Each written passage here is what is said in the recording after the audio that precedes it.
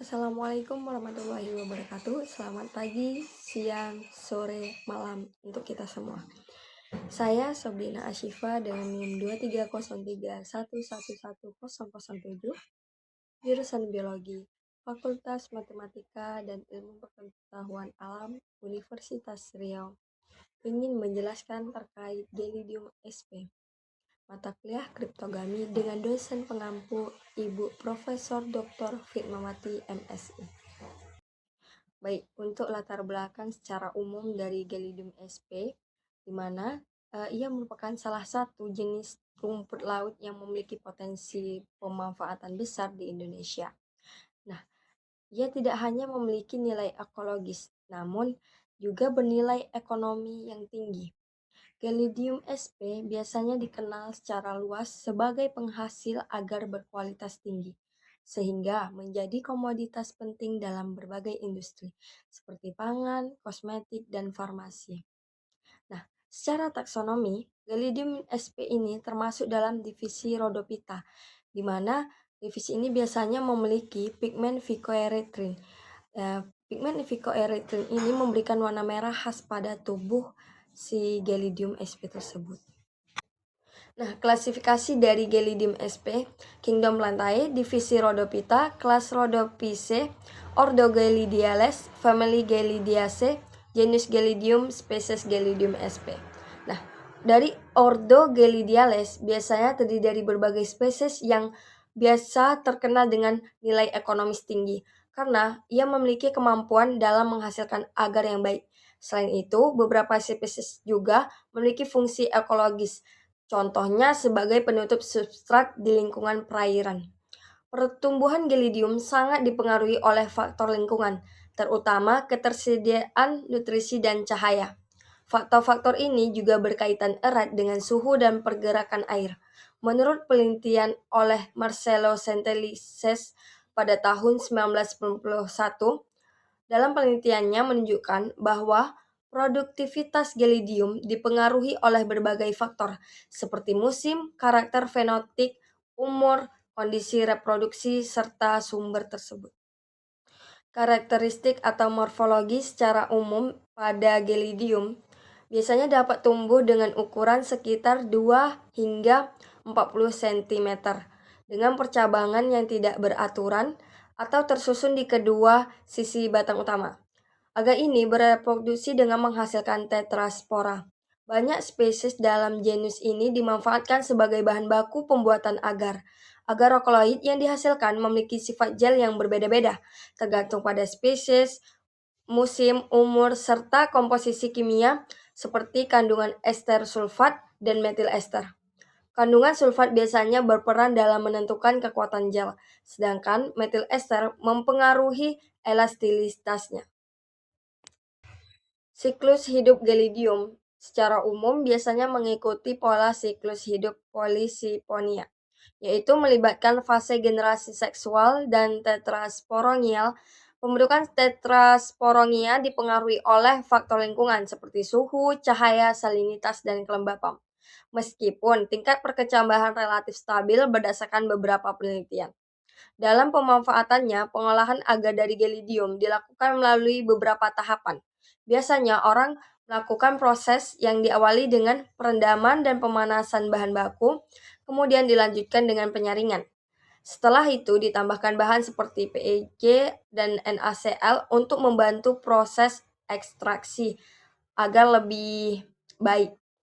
Tahap berikutnya adalah pemadatan dan pengeringan, hingga akhirnya agar dihasilkan dalam bentuk serbuk siap pakai. Metode ini biasanya bertujuan untuk memperoleh rendemen tinggi dengan tingkat kemurnian yang sesuai standar industri. Habitat dari Gellidium biasanya secara umum dapat ditemukan di perairan laut dangkal, baik itu zona litoral atau intertidal, daerah pantai yang berbatu atau berkarang. Ia juga dapat melekat kuat pada substrat keras, batu, atau karang menggunakan holdfast. Nah, fungsi holdfast sendiri pada Gellidium sp yaitu sebagai alat penempel atau perekat yang dapat menjaga ia tetap melekat kuat pada substrat keras seperti batu, karang, atau dasar perairan. Nah, Fungsi lainnya itu dapat menambatkan tubuhnya agar tidak mudah terbawa arus atau gelombang dan juga dapat menjaga posisi pertumbuhannya agar dapat mendapatkan cahaya yang cukup untuk fotosintesis. Kemudian mendukung stabilitas tubuh, terutama pada perairan dengan arus yang kuat. Nah, kemudian Galidium juga dapat hidup pada suhu dengan rentang 24 sampai 28,5 derajat Celcius.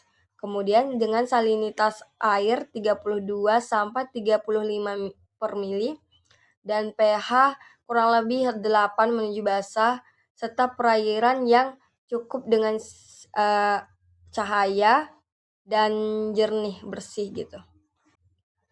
Habitat dari Gelidium, wilayah persebaran biasanya sering ditemukan di wilayah tropis dan subtropis. Nah, dari genus Gelidium biasanya dapat ditemukan dengan beberapa wilayah berikut yaitu seperti Asia. Biasa dapat ditemukan di Indonesia, Jepang, dan lainnya. Amerika, California, Chili, Eropa, Spanyol, Portugal, wilayah Australia, dan wilayah Afrika.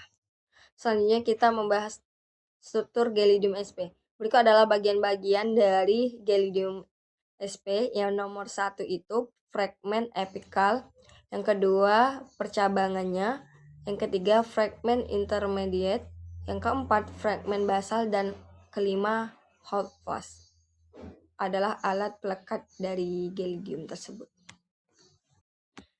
Nah, berikut adalah tabel kandungan Gelidium sp dengan komponen-komponennya.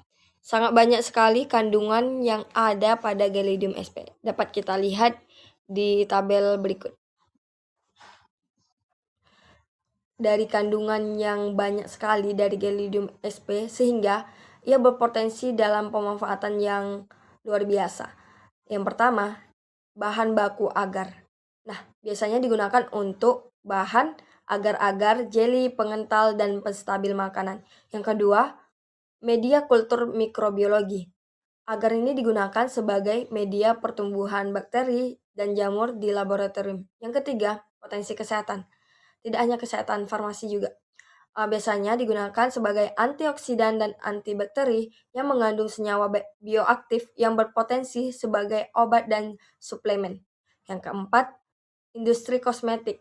Nah, contohnya pelembab dan pengental. Digunakan dalam krim, lotion, dan produk perawatan kulit lainnya. Yang kelima, sumber sehat pangan. Ia memiliki gizi yang bagus sebagai sumber serat, baik untuk pencernaan dan kesehatan usus. Kemudian yang keenam, itu lingkungan dan ekologi, di mana ia sebagai produsen primer dan habitat biota laut lainnya. Berperan dalam fotosintesis dan rantai makanan laut, dan menjadikan tempat hidup organisme kecil di lautan. Salah satu alasan utama rumput laut Gelidium ini memiliki nilai ekonomi yang tinggi, yaitu kemampuannya tadi menghasilkan agar dengan mutu yang sangat baik. Produk olahannya seperti bakto agar banyak dimanfaatkan dalam bidang mikrobiologi sebagai media untuk menumbuhkan bakteri. Hal ini karena proses pemurniannya yang teliti sehingga menghasilkan agar dengan stabilitas tinggi dan mampu mendukung pertumbuhan mikroorganisme secara optimal. Nah, kandungan agar pada Gelidium berkisar antara 12 hingga 48%, sehingga menjadikan bahan baku yang sangat diminati di berbagai industri. Salah satunya tadi itu pembuatan kosmetik dan juga kesehatan lainnya.